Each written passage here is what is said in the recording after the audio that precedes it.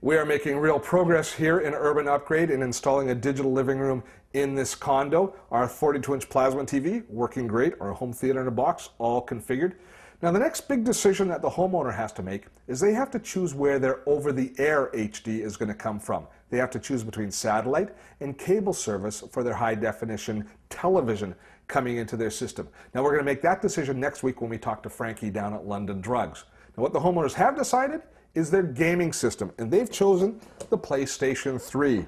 Now, all of the modern gaming systems are really wonderful. They give us high-definition video output, and they give us surround sound audio. But here's where we face a little bit of a challenge based on the limitations of the home theater in a box that we chose, because it only has 2 optional inputs for audio for us to add additional audio sources. One of them is optical, which is high quality, that's the one that we really want to use, and the other one is analog, not quite as good a quality.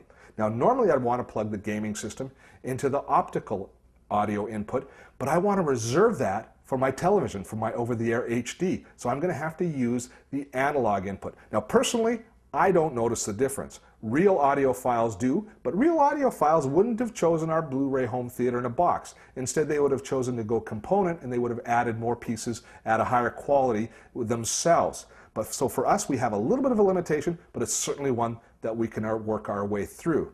So what we're going to do is we're going to install the PlayStation, and we're going to connect it to the TV using an HDMI cable. Now, we've talked a little bit about HDMI. It's uncompressed audio and video. It's the highest quality that we can get into the TV.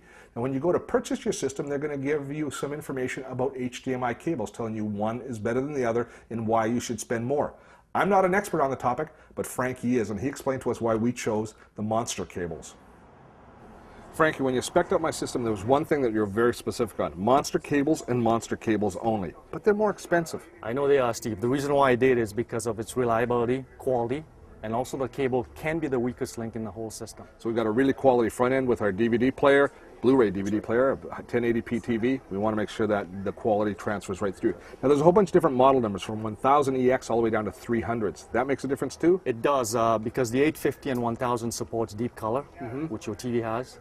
And my Blu-ray player is giving out, so that's going to give me my maximum quality on screen. That's right. Now what about things like my cable box? It's only putting out 720p. Do I need to get the high quality cables? Don't need to go with those ones. You can go with the 300 or 400 for that. Okay, so the bottom line is your cables can be the weak point in your system. Don't let them be.